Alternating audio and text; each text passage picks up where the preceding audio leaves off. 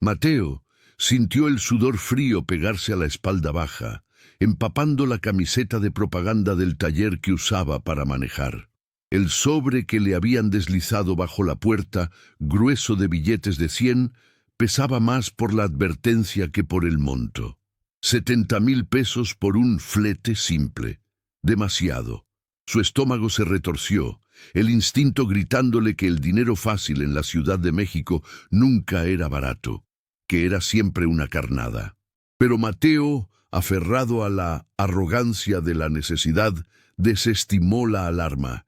Llevaba 20 años navegando las aguas negras del transporte y pensaba que podía oler un problema antes de que le mordiera. Esta vez, la urgencia de pagar la operación de su madre pesó más que cualquier corazonada. El cliente nunca mostró la cara, solo dejó instrucciones escritas con una caligrafía temblorosa. Recoger una antigüedad familiar en una bodega anónima de la Doctores y entregarla a la única dirección que lo paralizó. El Callejón del Reloj, Tepito. Un lugar donde la policía no entraba y el tiempo no avanzaba como en el resto del mundo. El olor a humedad y óxido de la bodega era opresivo y la carga era peor. Una caja de madera de dimensiones incómodas, envuelta en lienzos oscuros y asegurada con cadenas oxidadas. Al tocar la madera, Mateo sintió una vibración apagada, como si un corazón latiese lento en el interior. El reloj digital en su cabina parpadeaba. Tenía 3 horas y 45 minutos para completar la entrega. La hora límite, marcada explícitamente en el papel, eran las 3:00 AM. Si fallaba, el pago no llegaría, y peor, la nota amenazaba con consecuencias personales. Mientras cerraba la puerta de la camioneta, el eco de los pestillos sonó como un disparo en la calle desierta. El silencio de la Doctores a medianoche era más aterrador que el ruido. El dinero siempre habla más fuerte que la prudencia, ¿verdad? Un error que, en el corazón de Tepito, se paga con algo más que billetes. El motor ronroneaba bajo su asiento, pero el silencio dentro de la cabina era interrumpido por el chirrido metálico que venía de la caja. Mateo golpeó el volante, irritado.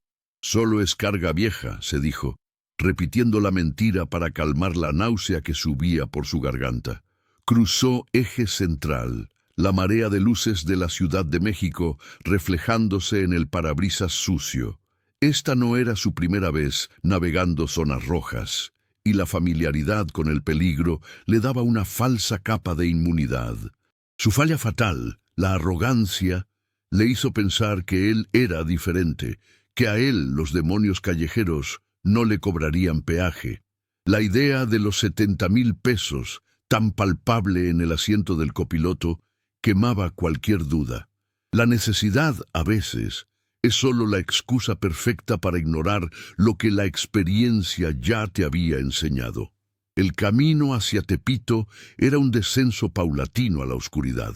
Las calles se estrecharon, los grafitis cambiaron de simples marcas territoriales a murales macabros de calaveras y santos apócrifos.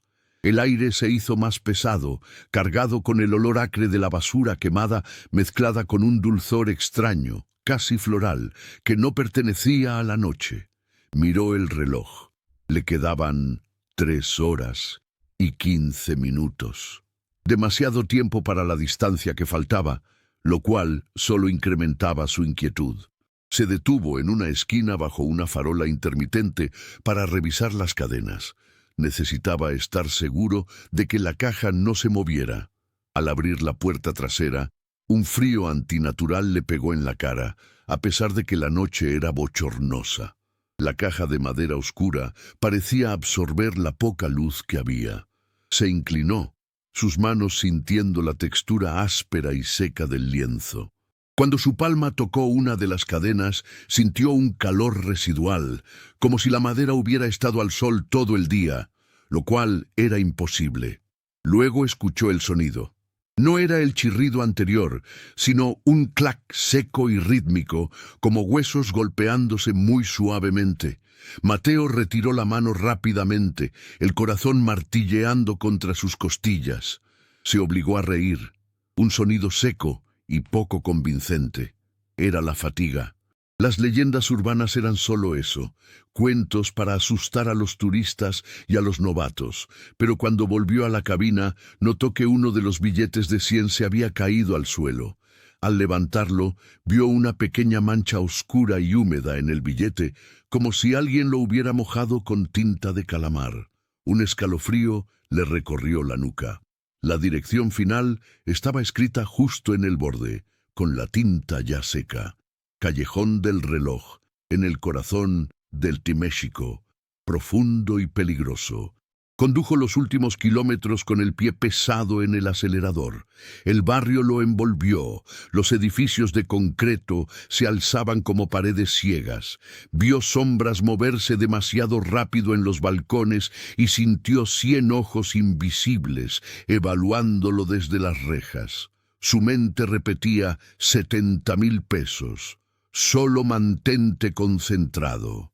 La arrogancia se transformaba lentamente en pánico encapsulado, una pastilla amarga que se negaba a tragar. Estaba a punto de cruzar el umbral y entrar a la boca del lobo. El callejón del reloj no tenía reloj.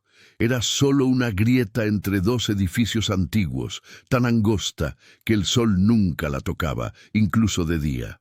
Mateo tuvo que dejar la camioneta en la boca del callejón, obstruyendo la ya estrecha calle. El hedor aquí era completamente diferente. No era basura, sino una mezcla nauseabunda de incienso rancio, sangre vieja y tierra mojada. El aire se sentía espeso en sus pulmones. El reloj del tablero marcaba 2:15 a.m. Le quedaba poco más de 40 minutos. Mucho menos de lo que había creído. Se había demorado demasiado. Sacó la linterna, encendiendo el haz de luz, que mordió apenas la oscuridad. La textura de las paredes del callejón era la de ladrillos húmedos y musgosos. Cada paso que daba hacía que sus botas chirriaran en el cemento roto. Escuchó un sonido. No era el clac de la caja, sino un roce suave, como uñas raspando metal. Miró hacia arriba, pero solo había una tira de cielo nocturno tapizada por cables enredados, como venas negras. Uno siempre piensa que lo conoce todo de su ciudad, hasta que la noche te arrastra a los lugares donde el folclore se convierte en carne. Avanzó 50 metros y el callejón se abrió a un pequeño patio circular, un pozo de sombra custodiado por 3 puertas de metal corroído. En el centro del patio había un tendedero abandonado donde colgaba una única prenda, un vestido de novia amarillento. La luz de la linterna hizo que la tela cobrara un brillo fantasmal. Entonces la vio, una mujer, de espaldas. Estaba inclinada sobre algo cerca de la pared más oscura, inmóvil. Llevaba un rebozo que parecía absorber la luz. Mateo tragó saliva. Su garganta se sintió como papel de lija. Aquí estaba su primer obstáculo, la comunicación. Tenía que ser rápido, descargar, dijo Mateo, su voz sonando forzadamente profesional. Vengo por la entrega, la antigüedad. La mujer no se movió. El silencio se alargó, roto solo por el goteo constante de una tubería rota. El sonido era lento. Clop, clop, clop. Mateo recordó la advertencia de su fala fatal. Necesitaba el dinero, y su urgencia lo hizo impaciente. Su arrogancia le hizo insistir en vez de retirarse lentamente. Señora, si no recibo la confirmación, tendré que reportar la mercancía como no entregada. Son las 2:20 a.m. En ese momento, la mujer se giró. Su rostro estaba completamente en sombras, pero sus ojos brillaban con una blancura lechosa, sin pupilas. No había expresión, solo esa mirada vacía y antigua. En sus manos no sostenía nada, pero a su lado, colgando de un gancho oxidado en la pared, había una cuerda gruesa, anudada en un lazo perfecto, un lazo de horca. Sus labios secos se abrieron en una sonrisa inexistente. El sonido que salió fue un susurro áspero, como arena deslizándose sobre vidrio.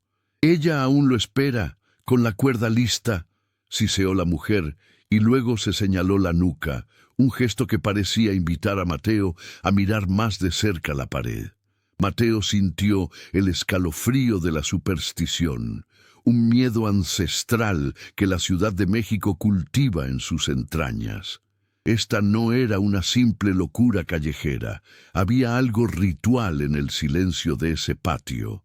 La mujer del rebozo no se movía, solo el vapor frío de su aliento flotaba en el aire caliente. Él se obligó a ignorar la cuerda y la advertencia.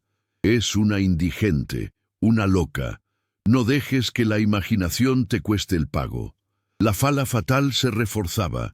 Estaba tan enfocado en el objetivo monetario que racionalizaba lo irracional.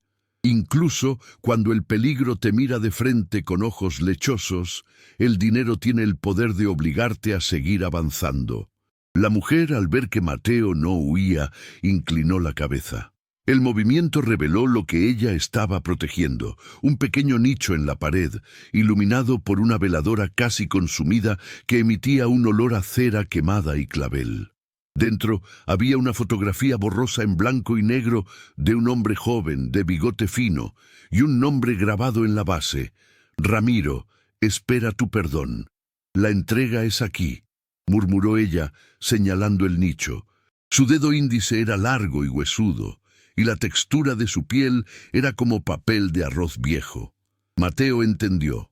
Esta no era la destinataria del flete, era la guardiana del lugar. El verdadero cliente estaba esperándolo dentro de una de esas puertas de metal.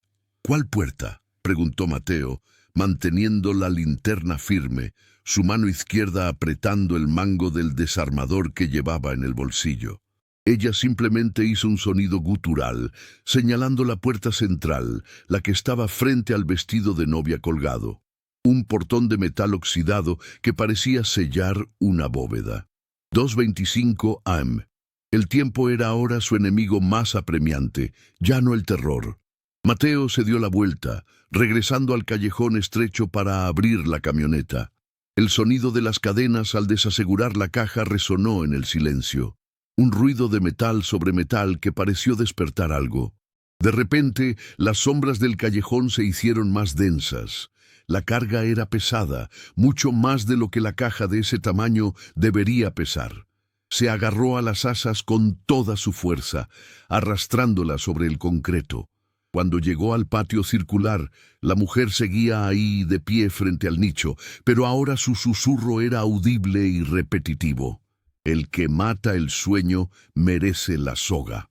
Mateo empujó la caja con un gruñido. El desafío de competencia, obstáculo 1, no era solo físico, sino que el terror del ambiente mermaba su fuerza. Al empujar la caja por el suelo irregular, una de las tablas inferiores se rompió con un crujido. Un polvo fino, como ceniza mezclada con sal, se esparció por el suelo. Lo peor fue el olor, que se intensificó. Era el olor a tierra de cementerio recién abierta. Se obligó a concentrarse. El metal frío de la puerta de la bóveda se sentía grasoso al tacto. No había timbre ni manija, solo una pequeña cerradura de llave antigua. ¿Cómo entraría? A veces el obstáculo más grande no es la puerta cerrada, sino lo que la llave podría liberar. Vio un pequeño buzón de latón junto a la cerradura, casi invisible en la oscuridad. Tenía que haber un mecanismo o tal vez una señal para el cliente. La mujer dio un paso hacia él, la blanca de sus ojos reflejando la luz de la luna menguante. No tardes, Mateo. El silencio miente. Mateo pateó el suelo con frustración. La caja con su contenido macabro estaba ahí y él no podía abrir la puerta. Su arrogancia de la necesidad se estaba transformando en una rabia ciega. Tengo el flete. Tienen que abrir. Tomó una decisión temeraria. Si no había una forma de contacto, haría ruido. Golpeó el portón metálico 3 veces con el puño cerrado. El eco resonó en el callejón, un sonido hueco que confirmó la solidez de la bóveda. La mujer, por primera vez, se acercó, arrastrando los pies en un movimiento que no parecía humano. El olor a clavel se hizo más fuerte. Ella se detuvo a 1 metro de él, su respiración superficial y entrecortada. «¿Qué quieres?», preguntó Mateo, haciendo un esfuerzo por mantener la voz firme. Ella levantó la mano y señaló el buzón de latón. «El que paga el flete debe probar la confianza». Mateo parpadeó. ¿Probar la confianza? ¿Qué demonios significaba eso? Miró la caja, luego la pila de dinero en su bolsillo. Sacó los 70,000 pesos. Era una cantidad obscena para un solo flete, y sabía que el cliente había pagado por la discreción total. El terror psicológico funciona así. No te ataca, te obliga a cometer errores, a sacrificar la lógica por el instinto de autopreservación. Se le ocurrió que tal vez el dinero era la llave. Con la mano temblándole, dobló el fajo de billetes y los deslizó por la estrecha ranura del buzón. El billete manchado de tinta de calamar fue el último en desaparecer. Escuchó el sonido sordo de los billetes cayendo al fondo, seguidos por un clic mecánico inconfundible. La cerradura había cedido. 2:30 AM. Había gastado 10 minutos cruciales en un juego de adivinanzas, y su solución había sido arriesgada. La puerta metálica se abrió con un gemido lento, revelando no una sala, sino una escalera que descendía a una oscuridad absoluta. El aire que subía por el hueco era frío y tenía un nuevo olor, un fuerte aroma a azufre y especias. La mujer regresó a su nicho dándole la espalda. «Ve, pero recuerda, la soga no es para el muerto». Mateo encendió de nuevo la linterna, apuntando el rayo al suelo de cemento de la escalera. El dilema moral, obstáculo 2, estaba servido: dejar la carga en la entrada y huir, o bajar a ese pozo oscuro para asegurarse la confirmación de la entrega y el pago total. La arrogancia de la necesidad lo ató. Si dejaba la caja aquí, el cliente podría negar la recepción o, peor, tomar represalias por su tardanza. Tenía que ir a lo profundo del México oculto. Empujó la caja hasta el primer escalón. La madera chirrió bajo la tensión. Era imposible bajarla solo. La escalera era demasiado empinada. La ambición te hace esclavo de tus decisiones, incluso cuando el camino lleva directo a la oscuridad. Antes de que pudiera reconsiderar, una figura surgió de la oscuridad de la escalera, ascendiendo lentamente. Era un hombre bajo y robusto, vestido con un traje de lino inmaculado, incongruente con el ambiente. Su rostro era de piedra, su boca una línea delgada y cruel. Este era el cliente. El hombre lo miró con una calma escalofriante, sus ojos evaluando la caja con un brillo de posesión. El hombre de lino, que desprendía un sutil olor a colonia cara contrastando con el azufre del subsuelo, se detuvo justo frente a la caja. No dijo gracias ni bienvenido. Simplemente extendió una mano enguantada y trazó un círculo sobre la madera rota de la caja, justo donde se había derramado la ceniza y la sal. «La hora», dijo. Su voz era un murmullo profundo, sin inflexión. «Son las 2:35 AM. Llegaste con exactitud dolorosa». «El pago», respondió Mateo, tratando de sonar impasible. Había cumplido su parte del trato, enfrentando el obstáculo moral de bajar a ese sótano o arriesgar su pago. Ahora solo quería la confirmación. El cliente sonrió ligeramente, una expresión que no tocaba sus ojos.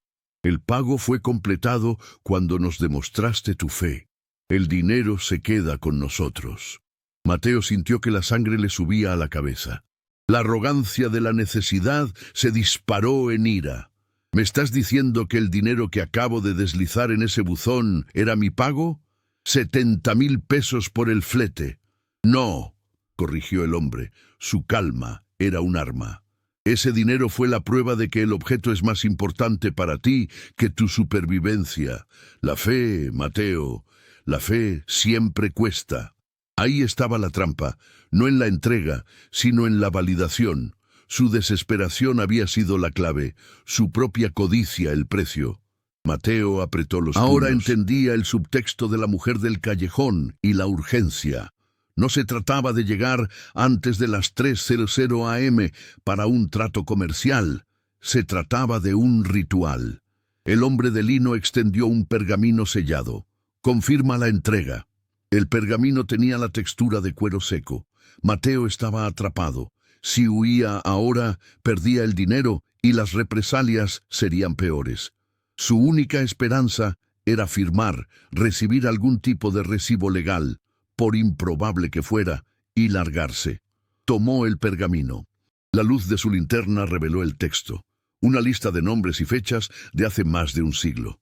Al pie no había un espacio para su firma, sino una línea que decía: yo, espacio, ofrezco el sueño robado a la espera. Reversión 1, 50%. Este no era un simple flete, era un traspaso de una reliquia maldita, y el cliente no lo estaba contratando como transportista, sino como el próximo custodio temporal, o peor, como la ofrenda. Esto no es un recibo, escupió Mateo, arrugando el pergamino. El hombre de lino asintió. Es la garantía de que has sido elegido. La mujer te lo advirtió. Ella aún lo espera, y la espera a Mateo. Nunca espera en vano. Se acercó más, y Mateo pudo sentir el helado toque de la tela de lino. El objeto que trajiste es el testigo del sueño. Mientras esté en el callejón del reloj, la espera está temporalmente satisfecha, pero necesita un custodio que la mantenga quieta. La caja, el testigo del sueño, contenía algo que satisfacía a la entidad que la mujer esperaba con la soga lista, y él, al entregarla y sacrificar su dinero, había aceptado el papel. ¿Qué carga transporta uno que es más peligrosa cuando se queda que cuando se mueve? La mujer del rebozo tosió en el patio, un sonido que era demasiado fuerte para ser natural. El hombre de lino se puso tenso. Estás perdiendo el tiempo. La espera está impaciente. Llévate la prueba y desaparece. Antes de que sean las 3:00 am. El hombre sacó una pequeña bolsa de tela, idéntica a la que usaba para sus billetes, pero esta vez con algo duro dentro, y se la arrojó a Mateo. La llave, custodio, es tuya ahora. La necesitas. Mateo atrapó la bolsa, sintiendo el peso de un objeto metálico pequeño en su interior. La llave. ¿La llave de qué? No había nada que cerrar. Su mente gritaba. Había perdido su pago y ahora era el portador de una maldición desconocida. Su arrogancia se había desmoronado, dejando al descubierto un miedo profundo y húmedo.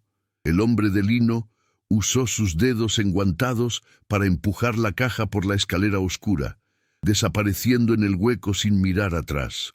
El olor a azufre se intensificó con su descenso. Mateo se quedó solo en el patio, frente a la mujer del rebozo.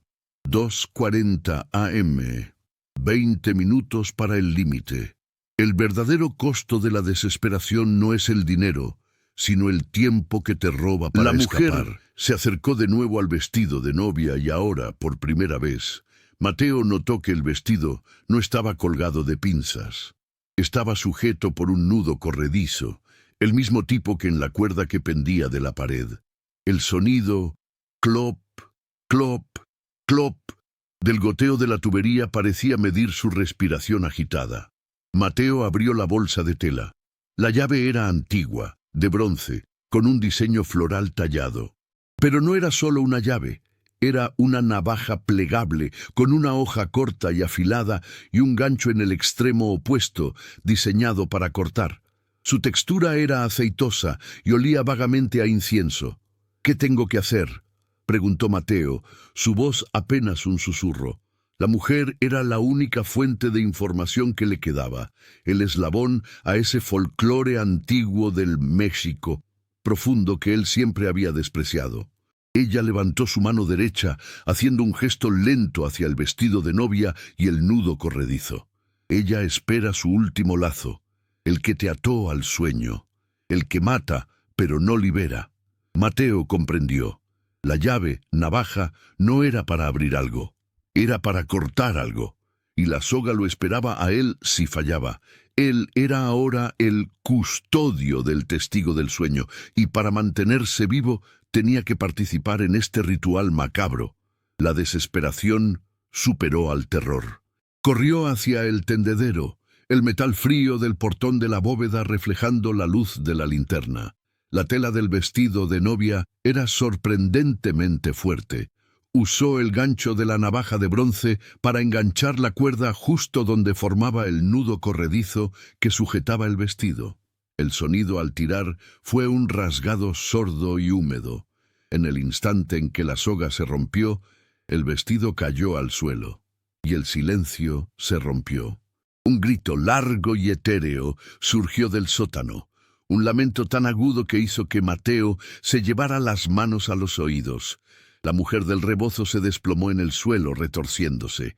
Mateo había cumplido su tarea, pero a un costo inmenso. Había liberado algo que no debía, y ese algo ahora estaba molesto. Tenía que huir. Su fracaso, su arrogancia, lo había llevado a este punto. 2:45 AM. A veces, la única victoria es escapar, sin mirar atrás, sin preguntar qué se queda gritando en la oscuridad. El grito desde el sótano era más que sonido. Era una textura que raspaba el esmalte de sus dientes. Mateo se tambaleó, la navaja de bronce resbalando en su mano sudada. La mujer en el suelo convulsionaba, su rebozo desenrollándose para revelar un cabello gris y sucio, y un rostro que ahora parecía deshidratado, la piel pegada al hueso como pergamino. No se detuvo a ayudarla. La supervivencia era la única regla que quedaba. Su fala fatal lo había arrojado a un abismo. Ahora, la única forma de enmendarlo era con velocidad y terror. Corrió hacia el callejón, sus botas resbalando en el cemento. El olor a azufre y especias subía violentamente por el hueco de la escalera, como si el sótano estuviera vomitando su contenido. El miedo es un catalizador cruel. Acelera tus movimientos, pero nubla tu juicio. Al llegar a la camioneta, el pulso le latía en los oídos. Se subió de un salto, intentando encender el motor. La llave giró en el encendido, pero solo se oyó un clic seco. El motor se había ahogado. 2:48 AM. Mateo golpeó el tablero. Había conducido ese vehículo por años sin un solo problema serio. Esto era más que mala suerte, era la interferencia del lugar, la maldición de Tepito aferrándose a su carga más reciente. Intentó de nuevo. Clic. La desesperación se instaló. Recordó la advertencia de la mujer. El que mata el sueño merece la soga. Él había cortado el nudo del vestido de novia, el lazo que, de alguna manera, mantenía el equilibrio macabro del lugar. Él era el culpable, y la entidad del sótano, la espera, ahora lo perseguiría. A través del espejo lateral, vio un movimiento en el callejón. No era la mujer. Era una sombra alta y distorsionada que se movía demasiado rápido para ser un humano, con brazos largos que parecían rasgar el aire. Un sonido de cadenas arrastrándose, mucho más fuerte que el que había escuchado de la caja, se acercaba. Mateo no podía quedarse. Abandonó la camioneta, dejando la llave puesta, y corrió. Su única arma era la navaja de bronce que aún empuñaba. Se lanzó a la calle principal, sin mirar atrás, sintiendo la textura gruesa y áspera del aire caliente que lo empujaba. Necesitaba desaparecer en el laberinto del México urbano antes de las 3 AM. Corrió ciego. Cruzó una calle y se encontró con una feria nocturna improvisada. El contraste era violento. Cientos de personas, el sonido de la cumbia a todo volumen, el olor a tacos al pastor y mezcal. Se camufló en la multitud, jadeando, sus manos temblando. Se detuvo junto a un puesto de lotería. Es irónico cómo la vida bulliciosa puede ser el mejor escondite para lo que no pertenece a este mundo. Bajo el resplandor de una bombilla amarilla, observó la navaja de bronce. Vio las inscripciones florales grabadas. Eran nombres. Leyó uno: Ramiro 1945, el mismo nombre del hombre en la foto del nicho. Esta navaja era un objeto ritual, la herramienta utilizada para cortar el lazo y pasar la maldición a un nuevo custodio. Él era ahora el custodio. Se dio cuenta de que no solo había perdido los 70,000 pesos. La navaja era su nuevo pago y su nuevo castigo. Mateo se alejó del bullicio de la feria, sintiendo que la navaja quemaba un agujero en su pantalón. El aire limpio de la calle principal no lograba disipar el hedor a azufre que parecía haberse pegado a su ropa. Corrió hasta una estación de metro desierta, usando las escaleras para bajar a la oscuridad. Eran las 2:52 am. Quedaban 8 minutos. El plazo no era una fecha de entrega, sino un límite de supervivencia. Se sentó en una banca de concreto, intentando normalizar su respiración. El sonido del viento que soplaba por el túnel era un gemido hueco. Sacó la navaja. Su superficie de bronce tenía una textura cálida y sedosa, como si estuviera viva. Giró la navaja y el gancho que había cortado la soga del vestido ahora reflejaba la débil luz de un anuncio lejano. El terror, cuando se vuelve personal, se manifiesta en la necesidad desesperada de entender las reglas de un juego que no elegiste jugar. Si él era el custodio, ¿qué tenía que custodiar? La caja y el testigo del sueño estaban en el sótano con el hombre de lino. Lo que él llevaba era la herramienta, la llave y su propia vida. De repente un nuevo sonido llegó desde el final del túnel. No era el viento, era el clac rítmico que había escuchado en la camioneta, el sonido de hueso contra hueso. El ritmo era lento y constante, acercándose a través de la oscuridad del túnel. La sombra no se había quedado en el callejón, lo había seguido. La arrogancia de la necesidad, su fala fatal, ya no le dictaba correr por dinero, sino por la vida. Se levantó, el pánico ahora una energía fría y eficiente. Tenía que encontrar un lugar para esconder la navaja. Si la entidad lo quería a él, era porque él portaba el medio para que otro lo reemplazara. Tenía que romper el ciclo. Vio una puerta de servicio que conducía a un almacén de mantenimiento. Estaba oxidada y asegurada con una cadena gruesa. Usando la navaja de bronce, Mateo intentó romper el candado. La navaja se sintió sorprendentemente pesada y fuerte en su mano, casi como si el metal quisiera cortar. 2:55 am. 3 minutos. El clac de la sombra ahora resonaba en las paredes del túnel demasiado cerca. Mateo sintió el olor a azufre. Giró sobre sus talones. Ahí estaba. No una sombra, sino una figura esquelética, de altura anormal, vestida con lo que parecían retazos de tela negra. No tenía rostro, solo una mandíbula alargada que se abría y cerraba, produciendo el sonido de los huesos. Sus brazos largos terminaban en garras desnudas y negras. La textura de la piel que se alcanzaba a ver era correosa, como cuero viejo. La entidad se abalanzó, la boca sin dientes buscando. Mateo se lanzó hacia el lateral, cayendo al suelo. El sonido que hizo la sombra al golpear la pared fue un golpe sordo, como un saco de arena. El impacto lo roció con un polvo fino y salino, idéntico al que había salido de la caja rota. Cuando te enfrentas a la muerte folclórica, no hay reglas, solo reacciones viscerales. Mateo se levantó de un salto. El candado no cedía y el tiempo se agotaba. Su mente se enfocó en la única cosa que quedaba, él mismo. La sombra se enderezó, su cuerpo crepitando. El hedor a azufre y especias era abrumador. El sonido de sus huesos rechinando se aceleró. Eran las 2:58 am.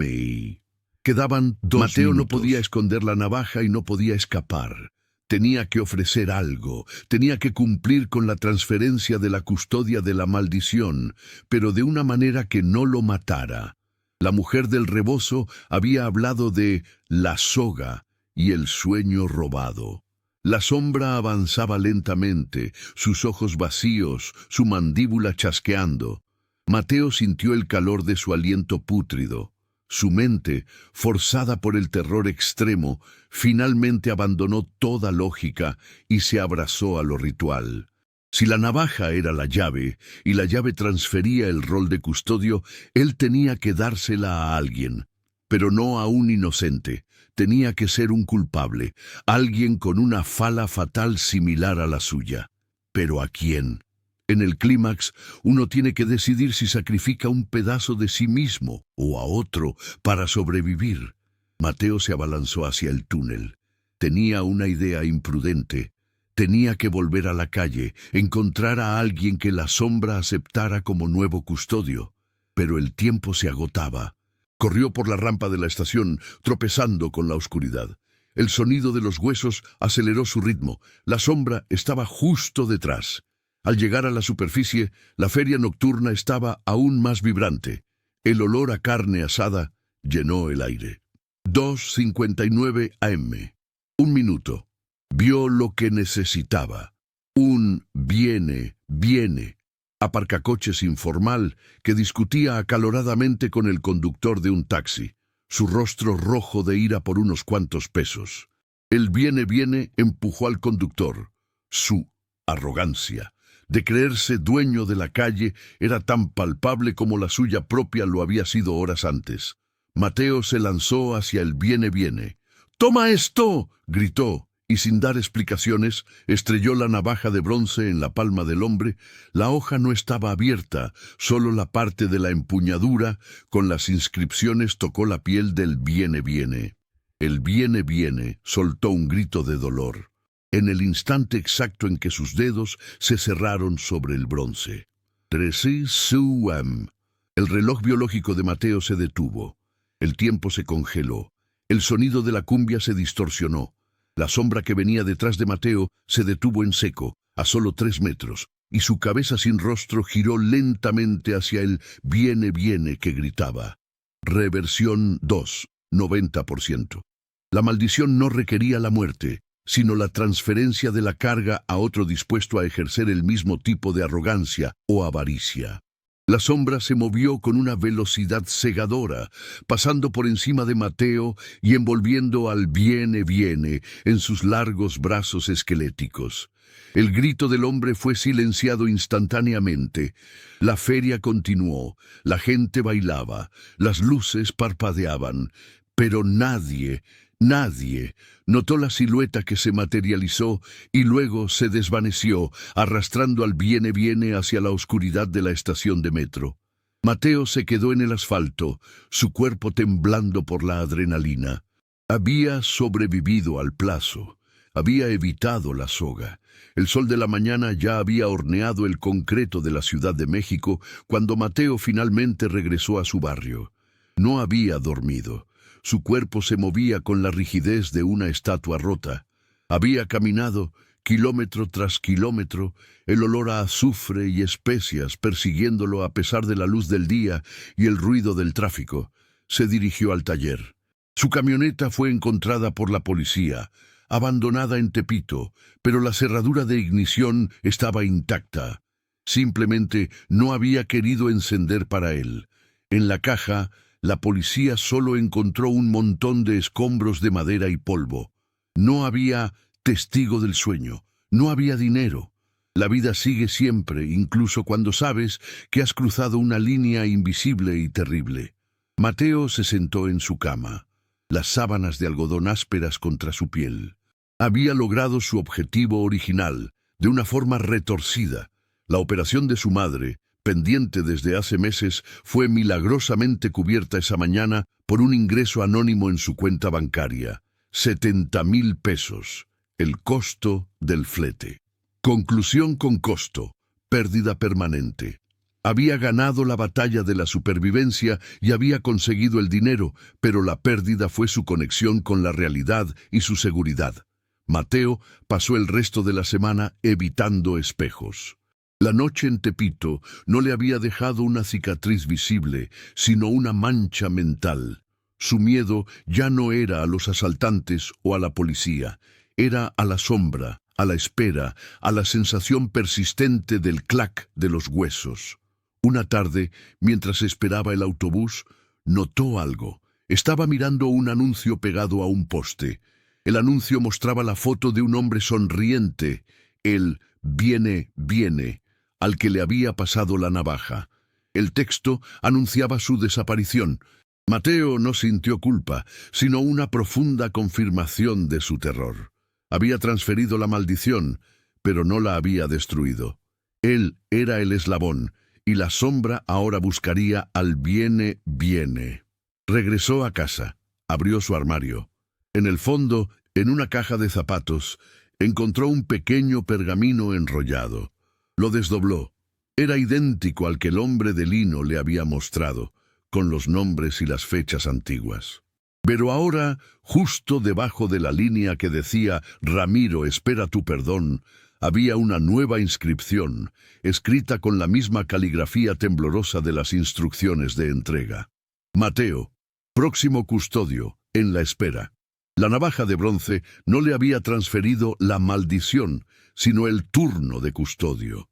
El hombre de lino sabía que Mateo regresaría. Él no había escapado, solo había aplazado su rol.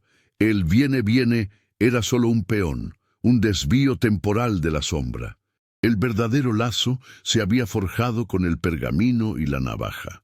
Mateo se tocó el bolsillo, buscando un objeto que no estaba allí. La navaja de bronce. Se había ido, y el pergamino tenía un olor inconfundible a incienso rancio, azufre y clavel. Se sentó en su cama, las manos temblándole, mirando la calle bulliciosa del México que él creía dominar. Sabía que, en algún callejón, la mujer del rebozo volvería a colgar un vestido, y la soga estaría lista, esperando su turno. Y él no podría ignorar la próxima llamada, porque el pago de la operación de su madre era el último precio que la espera le había cobrado por el privilegio de sobrevivir temporalmente.